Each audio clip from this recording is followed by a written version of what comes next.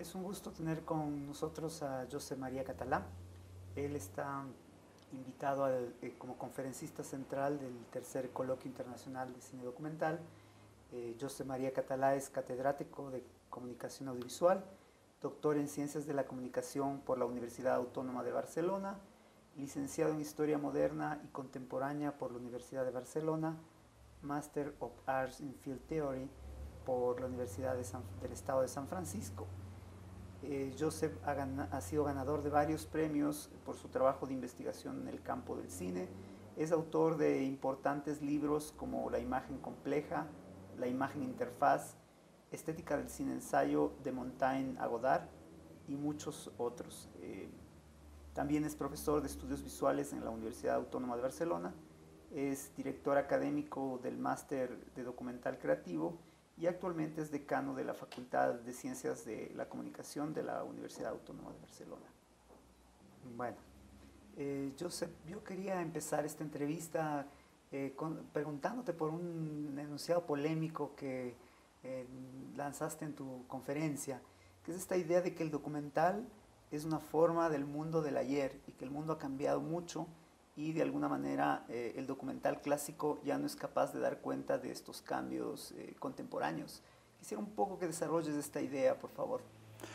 Sí, yo creo que no es tan solo un problema del documental, sino en general también un problema de las propias ciencias en general, sobre todo las ciencias sociales. El mundo se ha vuelto más complejo, o nosotros somos más conscientes de la complejidad del mundo, y esos dispositivos epistemológicos, pero de representación también, que habíamos diseñado, estaban adecuados para un mundo, podríamos decir, simple, superficial.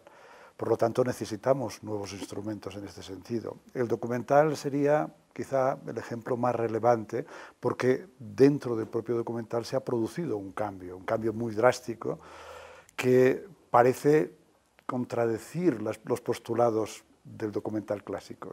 Podríamos leer los cambios, los giros que se han producido en el documental a partir de los años 90, por poner en fin, una fecha estricta, los podríamos leer como un comentario sobre el documental clásico, como un diálogo con los documentalistas clásicos, mostrándoles un camino que estaba vedado para ellos de alguna manera.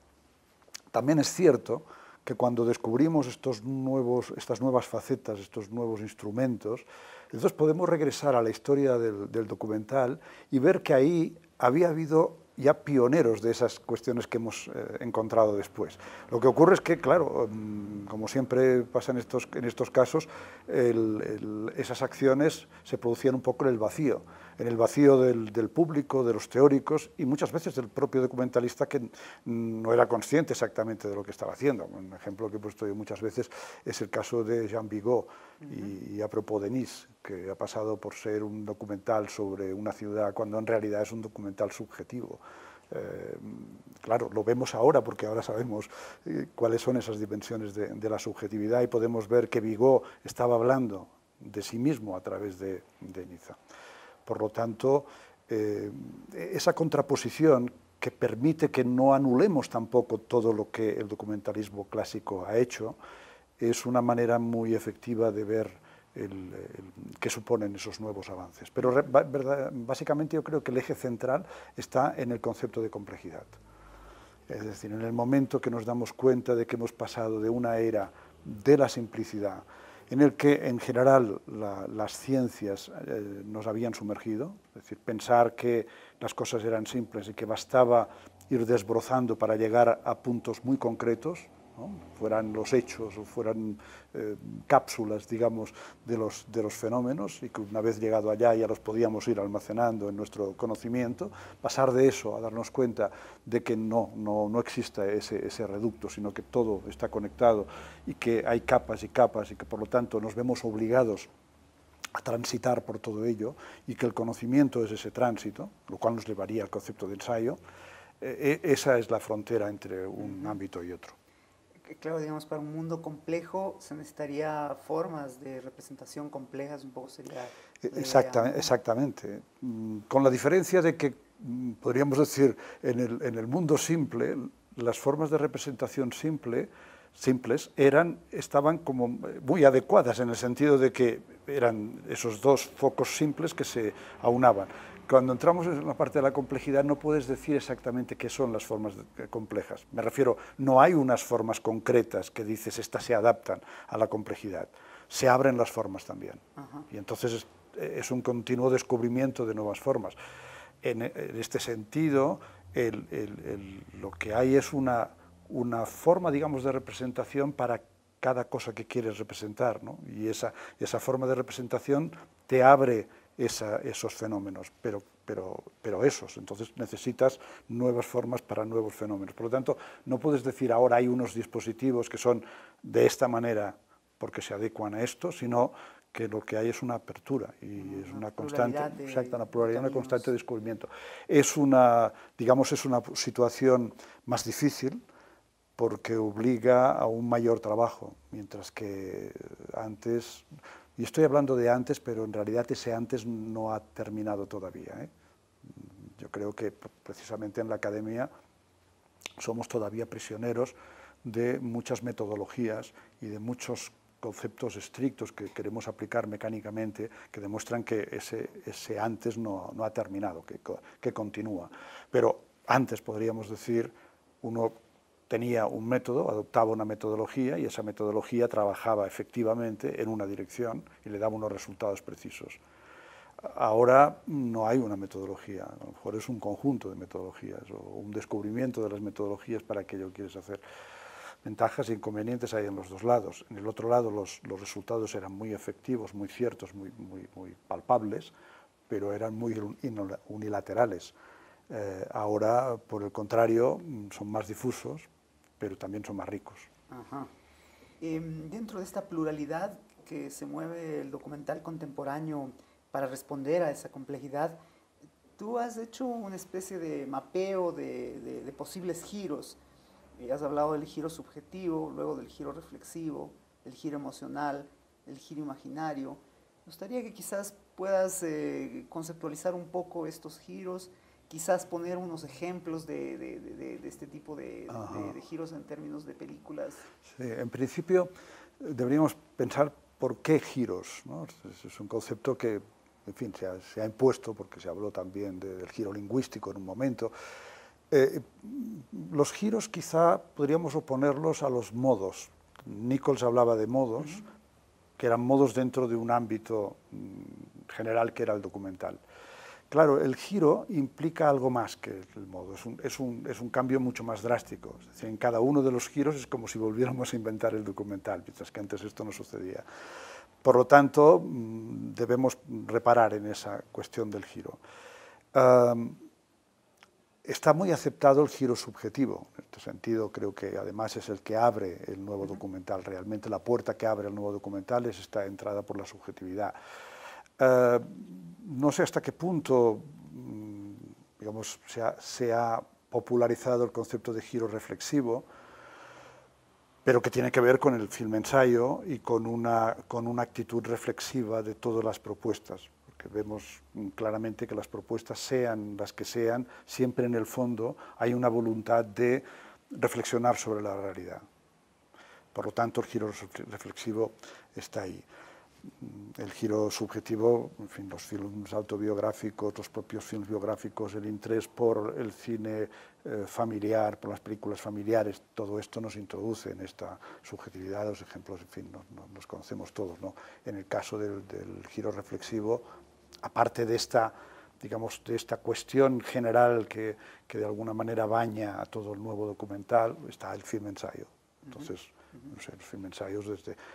Bueno, por ejemplo, puede haber mixturas en este sentido, voy a decir los film ensayos como los de Berliner, pero es que Berliner son también films autobiográficos y biográficos, ¿no? Pero tienen este tono ensayístico, o un ensayo sobre sí mismo como es Wide Awake, que tiene este interés precisamente porque él hace eso, reflexiona sobre su propia vida, pero más allá incluso de los límites, si podemos llamarlos así, del film subjetivo, porque reflexiona sobre el insomnio, y entonces lo amplía en este sentido, ¿no? Claro, el giro emocional, claro, yo estoy abriendo estas capas que creo que que poco a poco van a ir cuajando, si se me adelantan los acontecimientos, pero el giro emocional lo concreté en la cuestión melodramática, porque en uno de mis libros, que lo titulé precisamente El realismo melodramático, lo que puse de manifiesto es algo que creí detectar en la propia cultura, y era una vuelta al realismo. Sobre todo lo veía, y aunque parezca paradójico, lo veía en la fotografía. Uno dirá, pero es que la fotografía siempre ha sido realista. Sí, es verdad, pero de pronto aparecieron toda una serie de fotógrafos que intentaban, por ejemplo, reproducir ambientes de película.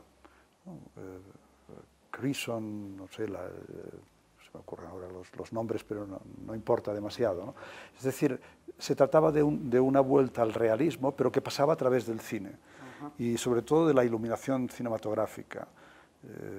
Por ejemplo, la iluminación de las películas de Sark, que Sark es uno de los grandes maestros del melodrama, ¿no? Entonces ahí veía un punto de un realismo, pero un realismo emocional.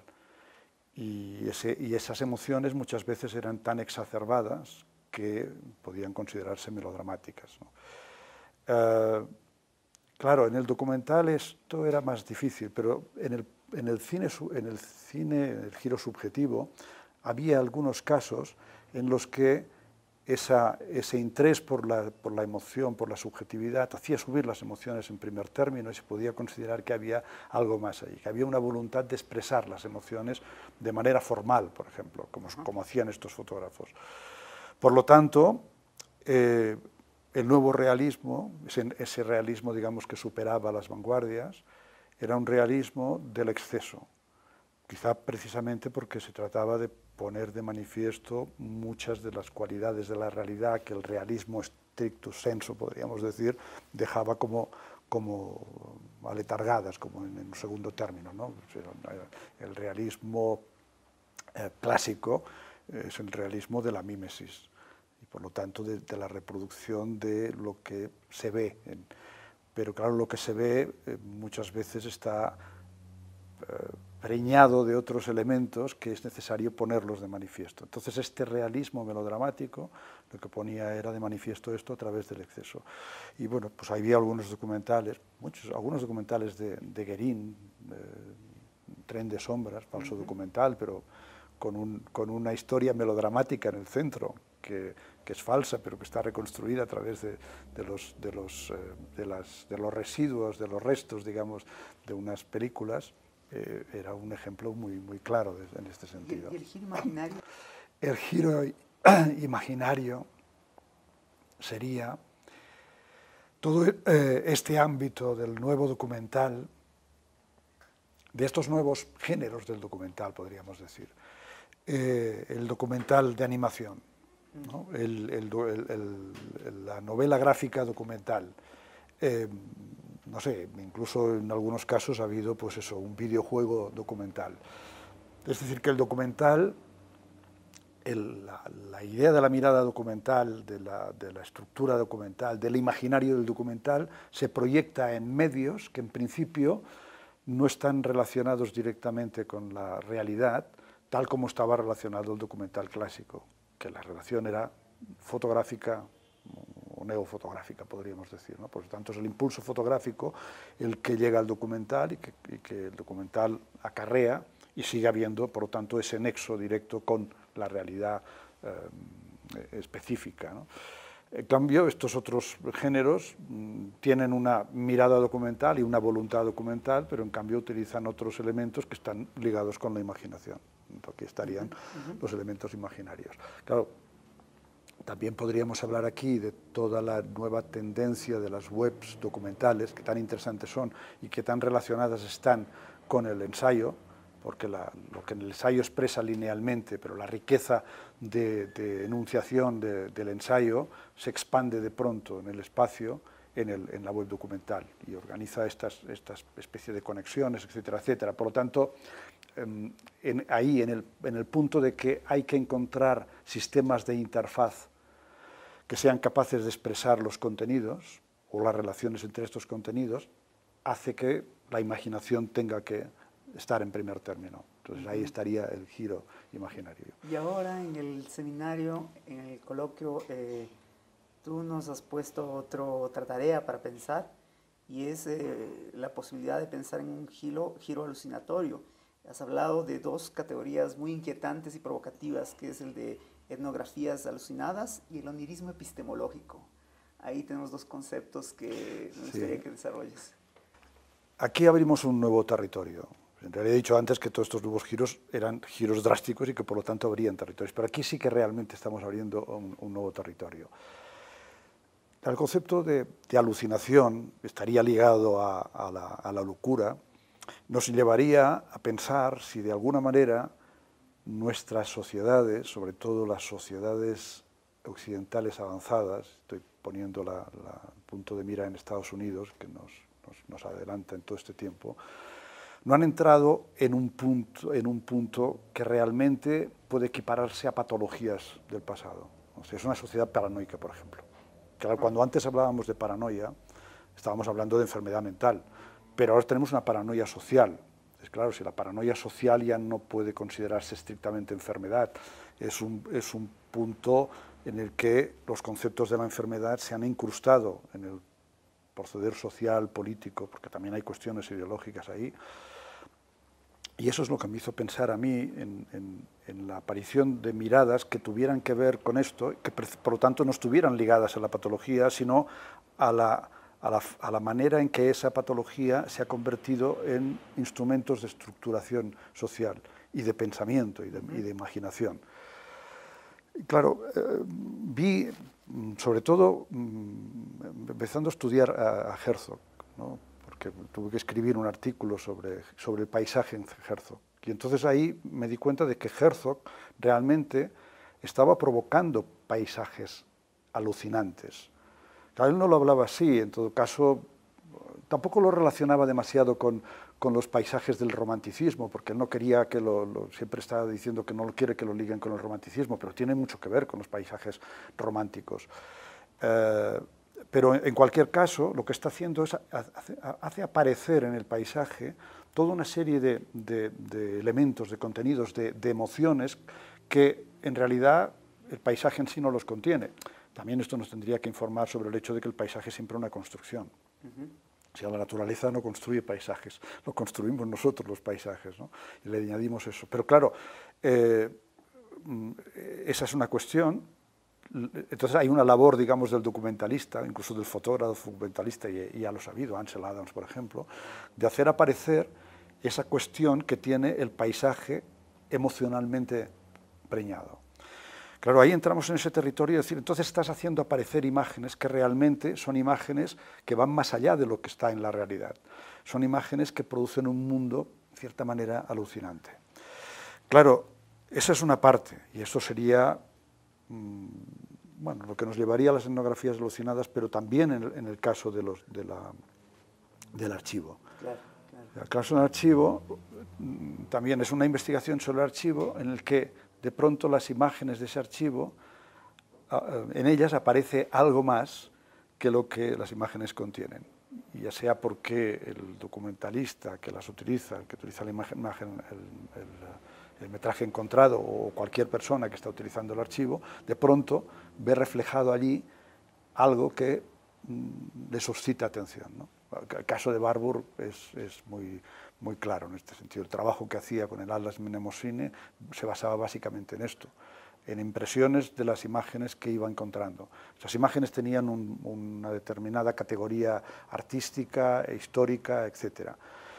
Pero a él le suscitaban ideas que le permitían ponerlas en contacto con otras imágenes. Por lo tanto, ahí se producía algo que, bueno, podríamos catalogar de alucinatorio, simplemente para decir, eso es algo que aparece más allá de lo que las propias imágenes contienen.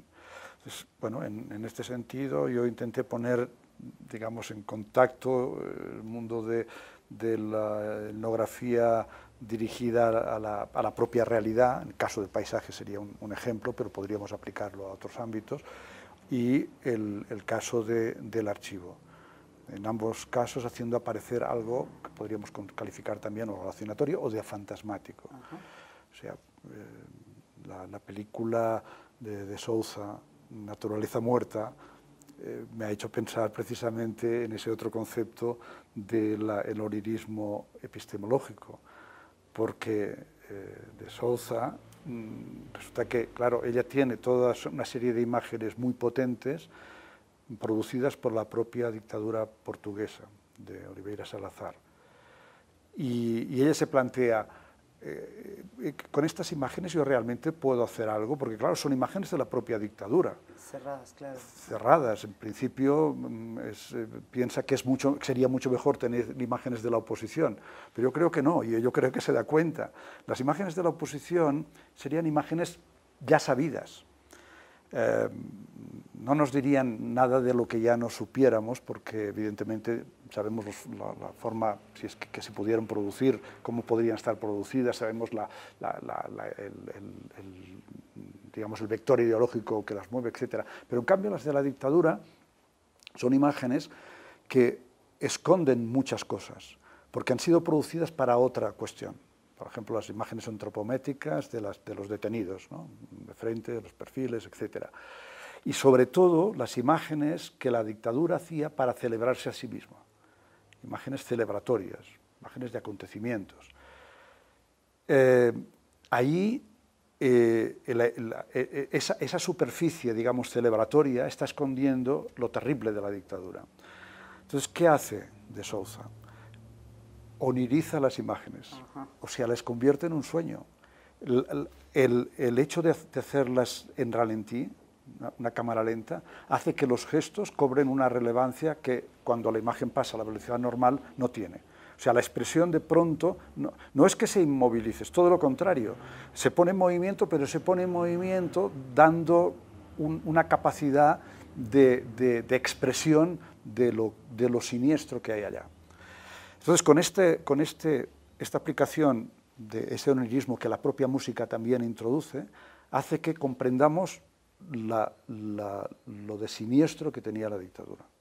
O sea, esa condición de lo siniestro yo creo que es muy importante, porque nos revela esos elementos escondidos, nos desfamiliariza. Muchas veces, claro, tenemos en castellano, pensamos lo siniestro es siempre algo negativo, pero lo podemos relacionar perfectamente con el distanciamiento de Brecht o de los formalistas, el extrañamiento. Es decir, es algo familiar que de pronto se convierte en otra cosa, que descubres algo más allá, que no lo habías establecido, no lo habías detectado. Por lo tanto, ese concepto de lo siniestro es epistemológico también. Pero es que en el caso de la película de Sousa, está verdaderamente también desde este punto de vista de algo terrible, algo que es inquietante. Lo consigue poner de manifiesto de esta manera. Y ella dijo ayer en el coloquio, al presentar la película, algo que me pareció muy relevante. Dijo, la productora Arte me dijo que por qué no ponía rótulos indicando de los lugares donde estaban las imágenes. Si era Guinea, si era Portugal en tal fecha y tal y cual. Y ella dijo que no. Dijo que no intuitivamente, pero es que era cierto, porque claro, si tú ponías los rótulos, automáticamente ya no era un sueño, era la constatación de aquel lugar.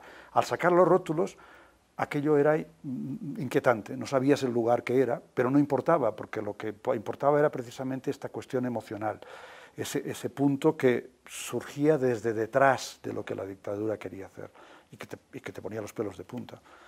Ese era el onirismo epistemológico. Yo estaba pensando justo en algo que has empezado a contestar, que es justamente en medio de este giro alucinatorio y de este onirismo epistemológico, la función que cumple ahí el cine-ensayo, en tanto la posibilidad de abrir a otro tipo de códigos que no están vinculados al realismo, ¿no? Sí, exactamente. Pero no sé exactamente si es en el campo del film-ensayo.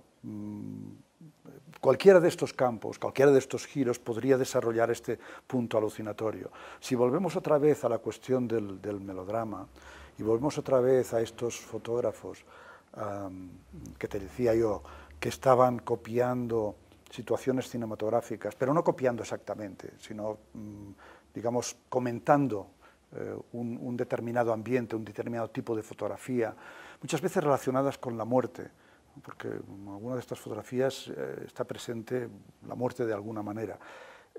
Con esas iluminaciones extremadamente melodramáticas, etc., lo que ves es que todo esto puede producir un nuevo tipo de conocimiento. Es decir, es un realismo, porque es realista, pero es un realismo que pasa a través de una construcción ficticia, que es el cine. Entonces revela esa posibilidad que tiene el cine también de mostrarnos cosas que son claramente reales. Y creo que esto muchos de los cineastas de metraje encontrado lo han adivinado. Si repasamos estos cineastas, la obra de Gustav Deutsch, por ejemplo, no sé ahora otros cineastas, pero no me acuerdo de los nombres, pero podríamos pasar por todos ellos y nos daríamos cuenta de que todos tienen un punto de onírico. En las reconstrucciones de documentales, de imágenes de archivo, o habiendo recuperado trozos de películas, por ejemplo, gestos en películas, ¿no? Gestos de cerrar una puerta o abrir una luz y construir secuencias con estas formas, todo eso de pronto te construye algo que es onírico o que incluso es alucinante, ¿no? Porque está sacado de la película, en el contexto de la película ese gesto no tiene ninguna importancia. Eso lo hace también Berliner, ¿no? Que de pronto repite imágenes de unos determinados gestos para resaltar algo. Tiene también algo que ver con la alegoría esto. Por lo tanto, podríamos decir que esa construcción de una nueva realidad que no tiene una raíz en la realidad que conocemos, forzosamente se puede calificar de alucinante, pero es alucinante y además es, digamos, reflexiva y además es ilustradora de una determinada realidad. Agradecemos a Josep María Català, invitado del Coloquio Internacional de Cine Documental, por su presencia en esta entrevista.